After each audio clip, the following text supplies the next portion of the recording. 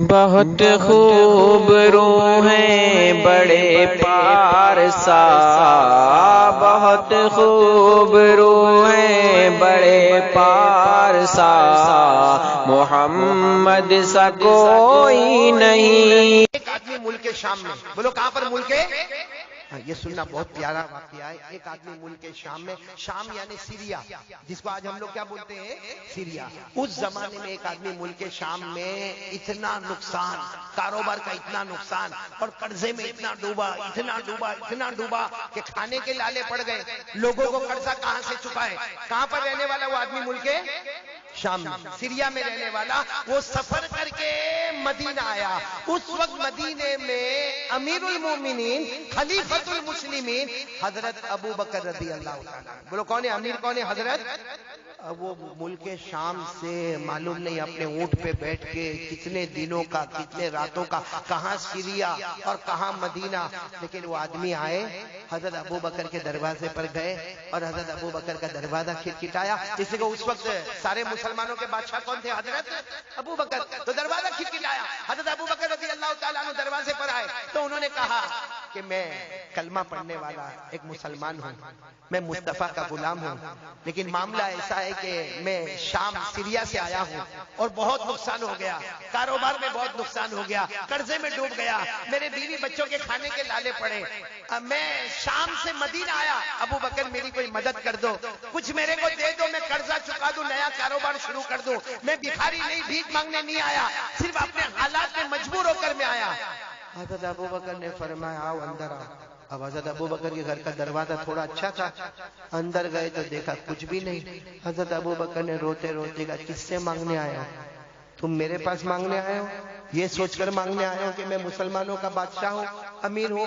ارے 2 دن ہو گئے میرے گھر میں کھانے کو نہیں ہے، 2 دن ہو گئے میرے گھر میں کھانے کو نہیں۔ تو وہ آدمی کہنے لگا پھر میں کہاں جاؤں گا، میں تو مدینہ آیا تھا، یہ سوچ کر آیا تھا کہ حضرت ابو بکر میری مدد کریں گے۔ سننا حضرت ابو بکر کیا فرماتے؟ ایک کام کرو، عثمان کے پاس چلے جاؤ۔ حضرت ساتھ میں بولو کن کے پاس چلے جاؤ؟ حضرت آواز ابھی بھی نہیں آ رہی، بولو کن کے پاس چلے جاؤ؟ حضرت۔ تو کہنے لگے میں تو عثمان کو پہچانتا نہیں ہوں، آپ کچھ لکھ کر دے دو تو میں چلے جاؤں گا حضرت عثمان کے پاس۔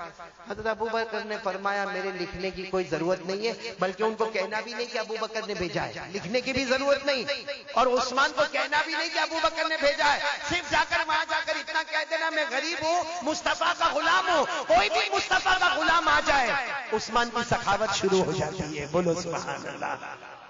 تو انہوں نے کہا لیکن میرے کو تو بہت بڑی رقم چاہیے۔ سنو انہوں نے کیا کہا؟ مجھے تو بہت بڑی رقم چاہیے۔ کیوں بڑی رقم چاہیے میرے کو؟ اس لیے کہ میرے کو قرضہ بھی ادا کرنا ہے، نیا کاروبار بھی شروع کرنا۔ ارے قربان جاؤ، حضرت ابو بکر نے فرمایا کتنی بھی بڑی رقم چاہیے عثمان کے پاس چلے جاؤ، رقم کا ذکر مت کرنا اور مجھے کچھ لکھنے کی بھی ضرورت نہیں، اور یہ بھی مت کہنا کہ ابو بکر نے بھیجا ہے، آپ چلے جاؤ، جہاں تمہاری سوچ ختم ہوتی ہے حضرت عثمان کی سخاوت شروع ہو جاتی ہے، بولو سبحان اللہ۔ اب وہ آدمی گئے، بولو کن کے پاس جا رہے ہیں؟ سیریا والے کن کے پاس جا رہے ہیں؟ حضرت۔ اب حضرت عثمان کے پاس جا کر کیا ٹینشن ہوا معلوم ہے؟ جب گھر کے باہر گئے تو دیکھا کہ حضرت عثمان تو گھر میں اپنے بچوں کو ڈانٹ رہے، اور بچوں کو کیا کہہ رہے؟ ارے میرے بچوں تم دودھ بھی پیتے ہو، اس میں شہد بھی ملاتے ہو، دودھ کا خرچ الگ ہوتا ہے، شہد کا خرچ الگ ہوتا ہے، ارے خرچہ اتنا کرو گے تو کیسا چلے گا؟ اب یہ باہر کھڑے کھڑے سوچنے لگے مجھے تو عثمان کے پاس بھیجا اور یہ تو اپنے بچوں کے ساتھ میں ڈانٹ رہے، اور کس کے واسطے ڈانٹ رہے؟ دودھ کے واسطے ڈانٹ رہے، شہد کے واسطے ڈانٹ رہے۔ لیکن انہوں نے ہمت کی، حضرت عثمان کا دروازہ کھٹکھٹایا۔ بھائی سب سننا، جیسے حضرت عثمان نے دروازہ کھولا کہا کیا ہوا؟ انہوں نے کہا السلام علیکم، میں سیریا کا رہنے والا، ملک شام کا رہنے والا، قرضے میں ڈوبا ہوا ہوں اور میرے پاس کھانے کو کچھ نہیں ہے، اور میں نیا کاروبار شروع کرنا چاہتا، میں بھکاری بن کر نہیں آیا، لیکن آپ میری مدد کر دو گے تو بہت اچھا ہوگا۔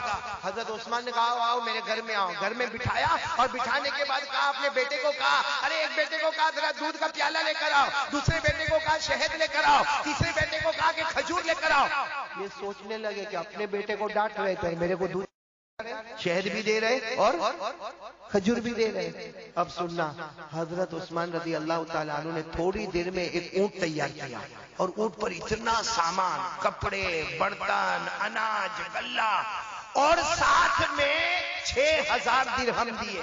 کتنے درہم دیے؟ تو ان کی زبان سے نکلا کہ میرے کو تو 3000 کی ضرورت تھی, 3000 دینار کی ضرورت تھی, آپ نے تو 6000 دینار دے دیے. تو حضرت عثمان نے کہا جاؤ لے کر جاؤ, آئندہ ضرورت پڑے تو واپس عثمان کے پاس آ جانا. اب مجھے جو بات بتانی وہ سنو. میں نے یہ واقعہ کیوں سنایا؟ جب وہ جانے لگے تو حضرت عثمان نے کہا کہ جا رہے ہو؟ تو انہوں نے کہا بہت بہت شکریہ, میرے کو تو مل گیا, کپڑے بھی مل گئے, برتن بھی مل گیا, اناج بھی مل گیا, سواری بھی مل گئی, اور میرے کو 6000 دینار بھی مل گئے, میرے کو تو سب مل گیا, میں جا رہا ہوں اور آپ کا بہت بہت شکریہ. تو حضرت عثمان کہتے ہیں میرا شکریہ مت ادا کرو, ابو بکر کا شکریہ ادا کرو جنہوں نے تمہیں یہاں بھیجا ہے. تو انہوں نے کہا میں نے تو آپ کو کہا بھی نہیں کہ حضرت ابو بکر نے بھیجا ہے, آپ کو کیسے معلوم؟ حضرت عثمان نے کہا ہم مصطفیٰ کے غلام ہیں, ان آنکھوں سے کم دیکھتے ہیں, ان آنکھوں سے زیادہ دیکھتے ہیں. ہم ان آنکھوں سے بصارت سے کم دیکھتے ہیں, ہم دل کی آنکھوں سے دیکھتے ہیں کہ کون کیا سرمایہ لے کر آتا ہے. خیر اچھا میرے کو بتاؤ ایسی سخاوت آج کوئی کرے؟ ارے بولو نا, ہمارے کھڑائی میں کوئی کرے؟ ارے کوئی کرے ایسا ہی؟ آل اوور انڈیا میں جاؤ کوئی ایسی سخاوت کرے؟ نہیں کرے. لیکن ایک بات آپ کو بتاؤں, یہ عثمان اتنی بڑی سخاوت کرنے کے بعد جب حضرت ابو بکر رضی اللہ تعالیٰ عنہ کا انتقال ہو گیا, امیر المومنین کون بن گئے؟ حضرت عمر. حضرت عمر رضی اللہ تعالیٰ عنہ شہید ہو گئے, ان کے بعد میں امیر المومنین کون بنے؟ بہت پیسہ, بہت مال دولت. ارے جب حضرت ابو بکر کے زمانے میں حضرت عثمان کے پاس اتنا مال و دولت تھا, اب تو حضرت عثمان خود امیر المومنین بنے ہیں, سارا بیت المال ان کے پاس میں ہے, ساری زمین کی دولت ان کے پاس میں ہے. لیکن یہی حضرت عثمان پورا مجمع سن لو, رات کے سناٹے میں قبرستان جاتے تھے. بولو کہاں پر جاتے تھے؟ اور جا کے اتنا روتے تھے, آپ کی داڑھی مبارک سے آنسو کے قطرے ٹپکتے تھے. اور ایک دن نہیں, ہر رات کو جب پورے مدینے میں سناٹا ہو گیا, حضرت عثمان چپ چاپ اپنے گھر سے نکلتے, قبرستان جاتے اور قبرستان میں داخل ہو کر اتنا روتے کہ آپ کی داڑھی مبارک سے آنسو کے قطرے ٹپکتے. ایک مرتبہ تو کسی نے قبرستان میں ان کو پوچھا کہ عثمان آپ کے سامنے جنت کا تذکر آتا ہے, آپ اتنا نہیں روتے, آپ کے سامنے جہنم کا ہولناک آتا ہے, آپ اتنا نہیں روتے, لیکن قبرستان میں آ کے آپ کیوں روتے؟ سنو پورا مجمع سنو. حضرت عثمان روئے اور روتے فرمایا میں نے میرے نبی صلی اللہ علیہ وسلم کو کہتے ہوئے سنا کہ قبر آخرت کی منزلوں میں پہلی منزل ہے. بولو قبر آخرت کی منزلوں میں. اور حضرت عثمان نے روتے کہا میرے نبی نے فرمایا کوئی اس میں بچ گیا, ہر منزل میں بچ گیا, لیکن کوئی اس میں پکڑا گیا, ہر منزل میں پکڑاتا جائے گا. میرے پیاروں یہ پوری بات حدیث پاک میں. بولو یہ پوری بات کہاں پر ہے؟ میں آپ کو حدیث سناتا ہوں. کان عثمان رضی اللہ تعالی عنہ اذا وقف على قبر بكى حتى تبل لحيته فقيل له تذكر الجنة والنار فلا تبكي وتبكي من هذا. فقال عثمان رضي الله تعالى عنه سمعت رسول الله صلى الله عليه وسلم يقول ان القبر اول منزل من منازل الاخرة فإن نجا منه فما بعده ايسر منه وإن لم ينجو منه فما بعده اشد منه. حضرت عثمان فرماتے میرے نبی نے فرمایا قبر آخرت کی منزلوں میں پہلی منزل. پورا مجمع بولے جو اس میں بچ گیا, بولو جو اس میں بچ گیا وہ قیامت کی ہر منزل میں, اور جو اس میں پکڑا گیا. چلو کون چاہتا ہے کہ قبر میں بچنا ہے اللہ کے عذاب سے؟ بس آخری بات, قبر میں جانا ہے کہ نہیں جانا؟ نہیں پورا مجمع بولے بھائی جانا کہ نہیں جانا؟ میرے کو بھی جانا ہے, آپ کو بھی جانا, میرے کو بھی مرنا, آپ کو بھی مرنا. ارے میرے پیارو, غسل کا پانی میرا بھی اور آپ کا بھی تیار ہوگا, کفن کا کپڑا میرا اور آپ کا دونوں کا تیار ہوگا. ہم سب کو جنازہ ہمارا اٹھے گا, اور جب ہمارا جنازہ اٹھے گا ہمارے گھر والے روئیں گے اور ہمیں قبرستان لے جایا جائے گا, اور قبر کی اندھیری رات میں ہمیں قبر کے اندر اتار دیا جائے گا. سب کو جانا ہے نا قبر میں. اب کون چاہتا ہے کہ قبر کے عذاب سے بچنا ہے؟ ایک کام, اللہ کی قسم, ادھر دیکھو 5 منٹ, ایک کام کے لیے تیار ہو جاؤ. میں اللہ کی قسم سارے علماء کے بیچ میں کھاتا ہوں, ایک کام کر لو, قبر کا عذاب تو دور کی بات, قبر میں آگ کا دھواں بھی ہمارے قریب نہیں آئے گا. بلکہ میں قسم کھاتا ہوں اللہ ہماری قبر کو جنت کا باغ بنائے گا. بولو انشاءاللہ آمین. بولو اللہ ہماری قبر میں جنت کی خوشبوئیں لائے گا. بولو آمین. اللہ ہمارے قبر میں جنت کا بچھونا بچھائے گا. بولو آمین.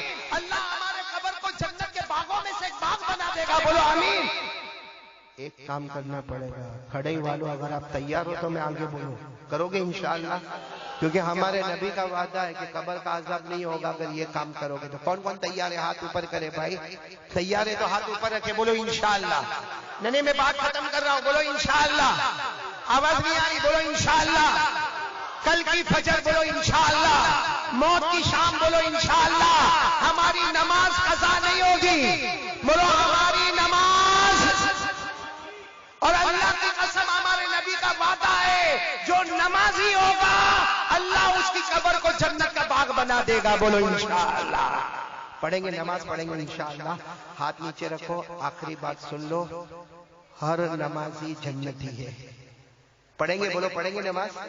یہاں بہت سارے بیٹھے ہیں جو نہیں پڑھتے نماز, لیکن آج کھڑے والے اور جہاں جہاں سے لوگ آئے ہیں آج سب لوگ ایک پکا ارادہ کریں کہ ایک مرد مومن, ہمارے مومن کی زبان اتنی پکی زبان ہے پہاڑ اپنی جگہ سے ہٹے گا لیکن مومن کی زبان اپنی جگہ سے نہیں ہٹے گی. آج پکا وعدہ کرو کہ انشاءاللہ موت تک ہماری نماز قضا نہیں ہوگی انشاءاللہ.